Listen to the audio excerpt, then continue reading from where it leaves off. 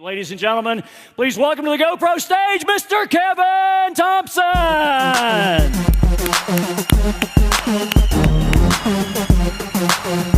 Hey, good job. Thank you so much. How you doing? Let's go. All right, ready?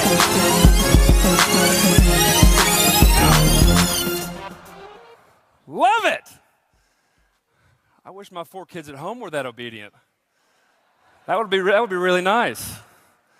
I am so humbled and honored to be here before you guys. I have so much respect for Eric Worre and what he's doing, and I have so much respect for all of you for what you're trying to accomplish out there. People always ask me, they say, how'd you get in this business? How'd you choose this field of law? And honestly, I was in college, and I was selling energy drinks to bars to make whatever money I could, and I fell in love with the idea. And the idea felt right. The idea that if you produce, you get paid. If you don't produce, you don't get paid. Doesn't matter who your daddy is, who your mother is, doesn't matter your ethnicity or how you look. If you did the work, you got paid. And so for me, that was really important.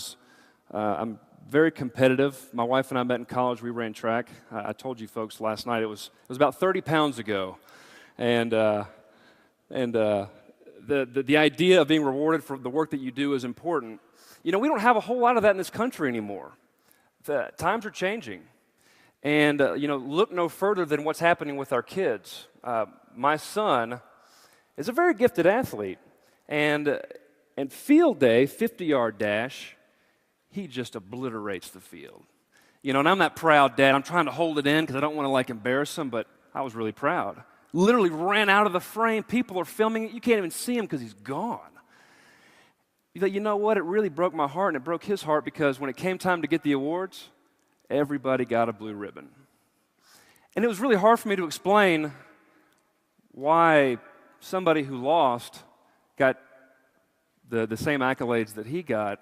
And you know what? It's not just with young kids. It's with older kids. It's with adults. It's just culturally. And so this idea of capitalism is important. You guys are carrying the flag, and I love being a part of that. I love what you're doing. Yeah. I'm here with my lovely wife, Sharon, and our 4-month-old daughter. That kind of put a damper on the romantic plans that I had, but traveling with a baby. But when you have 4, you do what you can. In Vegas, you can get whatever your heart desires, except a babysitter, it turns out. So if you see a woman in high heels bouncing a baby, that's my wife. Tell her hello. Oliver Wendell Holmes is a very well-known Supreme Court justice. He sat on the bench in the early 1900s, and he's quoted a lot. And he once said that a moment's insight can be worth a lifetime of experience. A moment's insight can be worth a lifetime of experience. The collective wisdom that you guys have here, it cannot be surpassed anywhere else in America. You guys are getting the best of the best when it comes to content. And what they're sharing with you is the result of literally years and years of work and pain and victory. Now, what I'm going to share with you comes by way of 10 years of experience as a lawyer in the space. I've seen a lot. I've seen good, I've seen beautiful companies, and I've seen a lot of bad stuff. I've worked with, we've represented distributors against companies, we've represented companies against distributors, we've represented companies against regulatory bodies. I've actually helped regulatory bodies understand the space. And through that experience, you get a sense of where we're going, and you get a sense of what's good, what's not so good, and what needs to change. And that's what I'm here to share with you guys today. I'm going to skip and just go right to the conclusion. The best days of network marketing are ahead of it. Seriously. Yeah. The best days are ahead of it. Now, before I start talking about the future, I want to talk about the past a little bit because I know you guys get hit with questions. Is this one of those pyramid things? You get it all the time. And so here's the thing. The FTC, the Federal Trade Commission, they recognize on their website that multi-level marketing is a legitimate method of selling goods and services, right? On the government's website, .gov. So the concept is legal. It's legal on the, as per the Federal Trade Commission. It's legal as per court cases throughout America. Now, there are some bad apples out there, but candidly, the problem gets magnified. The FTC has sued 2 network marketing companies in 8 years, and they weren't really good. Now, the SEC has done some things. They're getting involved, but I don't even consider the companies they sue as network marketing companies. So, for the most part, we're doing pretty good, but there's always room for improvement. Now, I want to arm you with the truth, so when people say, is this one of those pyramid things, you know what to say. Okay? So first, what's a pyramid scheme? What are they talking about? Well, there was a case in the mid-'70s, which was like before the internet, and in that case, it says basically it's illegal to reward people unrelated to product sales. So if you pay people and they recruit and you reward recruitment, that's bad. Okay, so what if you sell $1,000 pencils? It's a product sale. Is it legal? Well, then it gets more complicated. Then that's the gray in the industry. So the rule is you can't pay commissions unrelated to legitimate product sales. If you guys love the products you're selling, if it meets those 4 criteria in Eric's video yesterday where it satisfies a market need, it's priced appropriately, has sufficient margins, and there's a 4th one somewhere, you guys are in good shape. I simplify it, actually. I call it the grandmother test. If you can sell it to your grandmother with a straight face, that's a good sign that you're selling something valuable. Now, that gray in the industry, as far as when is a product legitimate, when is it not legitimate, the courts, they use factors. You know, they say, are customers buying the product? People outside of the plan. If you've got customers in your business, that's a really good sign. They look at what's the emphasis of the program? How is it being presented? Is it all about recruitment and the hype and the financial opportunity? Which recruitment is important, by the way, but that can't be the main focus of what you're doing. Is the emphasis on product? That's important. And are there compliance measures in place to protect people? So if people buy product and they can't sell it, can they at least get some of their money back? Right? Those are the kinds of things that regulators look at. So that's sort of high-level stuff as far as what separates good from bad. Now, you heard Joe Mariano last night, mention that it's been a tough year for the industry. Well, really, it's been a tough year for lawyers, politicians, but really the space is growing. You guys are experiencing tremendous success. So, yeah, so when I talk to people, you know, I'm kind of in the mud, but it's so encouraging to see that you guys aren't breaking stride. See, what's happened is the industry has attracted some attention from Wall Street, which those guys are never scumbags, by the way, ever. And somebody invested considerable money to short a stock, literally betting that a particular company would fail, and then went on a campaign to bring that company down. And what's happened, it's been some bad, but I'm kind of encouraged because the marketplace is getting more educated about what it takes to be a good company. And with more education, with more understanding, it paves the way for a long and prosperous future. It's very similar. Well, first of all, there's a German philosopher, and he said that the truth evolves through 3 stages. First, it's ridiculed. Then it's violently opposed, which we're on the backside of that, by the way. And the third, it's self-evident. And I think of franchising. Franchising today, it's pretty safe to say, it's self-evident. 50% of all retail sales runs through a franchise. It's close to 10% of GDP. The thing about franchises is that no matter where you go in America, you're in the same damn town, right? It's the same business. You got the McDonald's here, you got the Burger King here, you got this and that. But they're predictable models. Franchising is very similar to network marketing. Really, all a franchise is, it's a license. You're buying the right to use somebody else's brand. You're renting a brand. at tremendous cost, by the way. I think the average franchise fee is about $175,000. The average net income of a franchisee is $75,000. So when Richard Brooks says things, and Eric Worre, when they say things like, the risk versus reward, it's really hard to beat network marketing. For $60, $100, maybe $200, you have a license to sell something that people want, and that's tremendous. And your exposure isn't $175,000. Your exposure is whatever you spend on product and your entry fee. So the risk reward is hard to beat. So franchising is self-evident.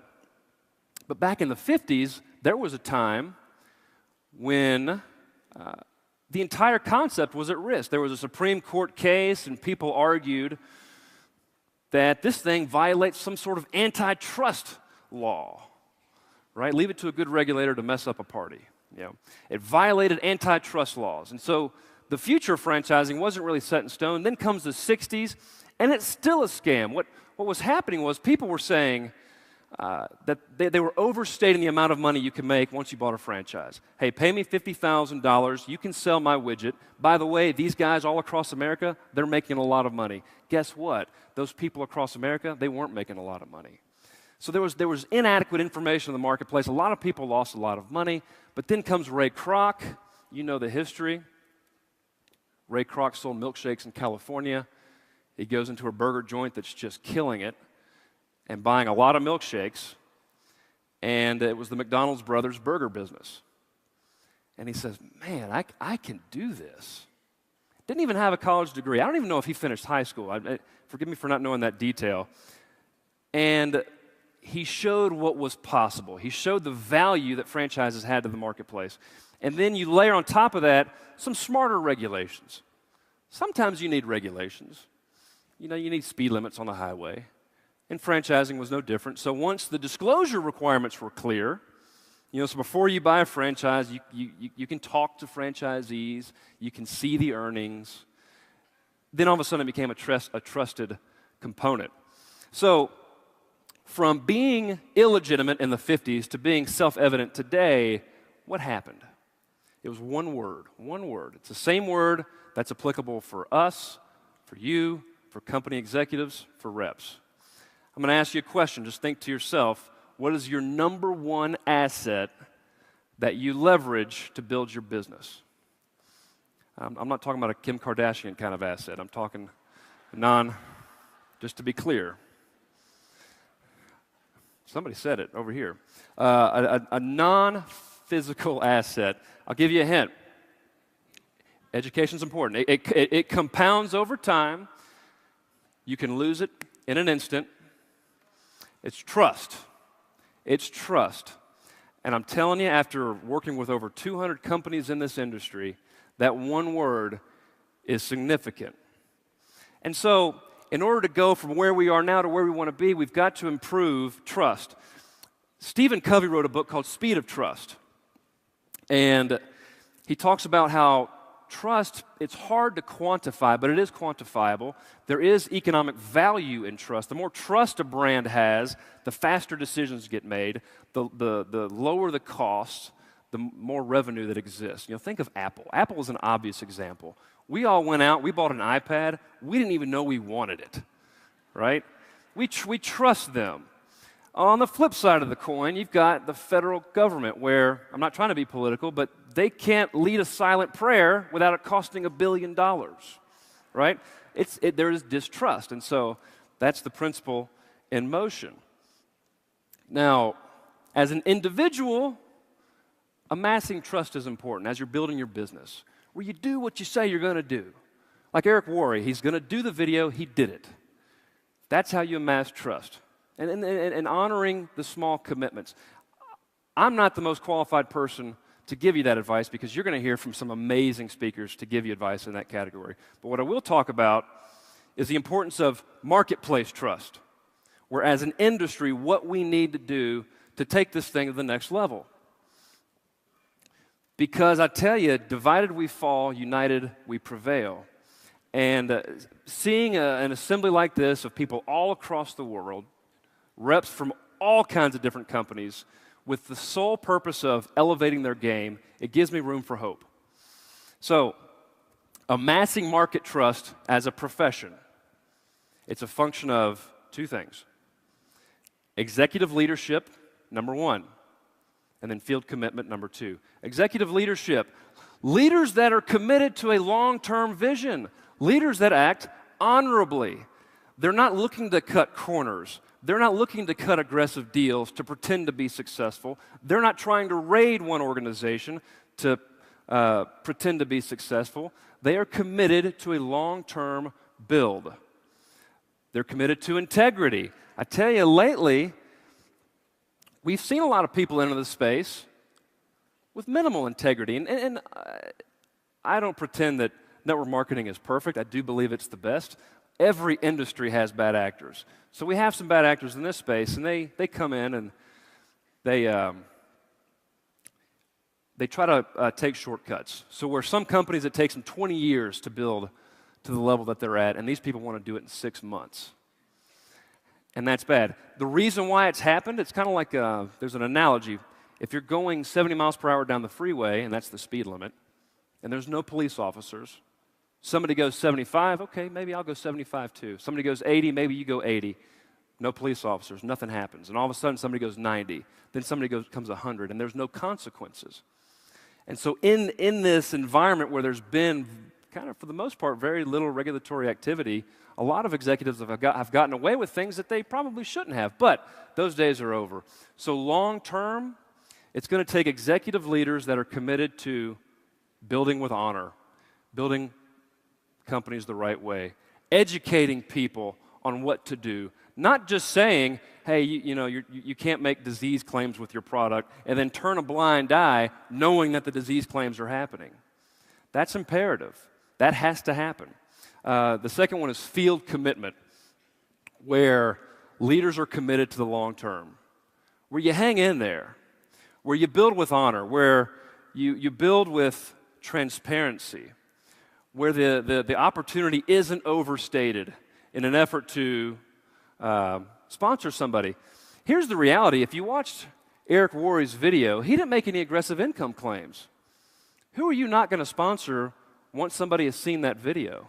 He says, look, success takes work. For the most part, people know that. When I was an 18-year-old kid being recruited, the coach said, you're going to be a national champion. He didn't have to give me disclosures. I knew, right? It's a long shot. It's important. So when it comes to field commitments, choosing a partner and hanging in there thick and thin. Here's the thing about my family. I love my kids. I love my 4 kids, but I tell you, I don't like them very much sometimes. I'm walking around in a constant state of shock. It's like soldiers when they come from overseas, sometimes they have post-traumatic stress disorder. I've got pre-traumatic stress disorder. I know something bad's going to happen. I just don't know when, right? I'm paranoid. I'm so afraid of my kids in my house. So afraid. But I love them, and I know they're going to make mistakes, and they know that I'm going to make mistakes, and then together we have a life. And so find that company that you love and that product that you love and hang in there. That's important. There's too much back and forth. There's too many leaders in the profession that go from company to company. Yeah, absolutely. I know I'm over. I'll wrap up quick. First of all, again, remember that number one asset is trust. When you're promoting one opportunity as being a great thing and you jump ship and do something else, that trust is gone. You might make money for a few months, but it won't be there long term. So people that make the jump, they always regret it later. Commit. If I were to give you 3 principles, and I got to go through these quick, 3 principles for you, things that you can do right now to help with this market trust. Number 1, use the video. The video is really good. And I know you guys got to figure out how to use it, if you should use it with prospects or distributors, but somebody who joins your business after seeing that video, they can never claim, hey, I didn't know it was going to be hard. You didn't tell me it was going to be hard, right? I mean, it's all right there in a very well-done fashion. Number 2, customer sales. Regulators want to see customer sales. Customers are good for business. They're sticky, right? They don't come and go. So find people that love your product. That's great for volume and great for longevity. The production per rep needs to improve. Customer sales, and you'll learn strategies about ways to help. And number 3, transparency when it comes to the opportunity. It's really tough to police so many salespeople, but companies are expected to do it. You guys, whatever you do in the field, that activity rolls up to the company. The company has to educate you, number 1, and teach you how to operate appropriately, and you have to actually go out there and do it. So when you make income claims, you're talking about money, providing the income disclosure statement, which if your company doesn't have one, it needs one, where you talk about the average earnings. That's very important. I'm going to close out with this. Ernest Shackleton, one of the toughest human beings ever to live, he set out to traverse across the South Pole back in 1914. Before there was Google Maps, so he didn't know about the ice that was kind of there, and he gets stuck. He was stuck for 18 months. 18 months. And through his leadership and his heroism and his sacrifice, literally everybody was spared. And it's a tremendous story, and the ship, he called it the Endurance. But he said this: life to me is the greatest of all games.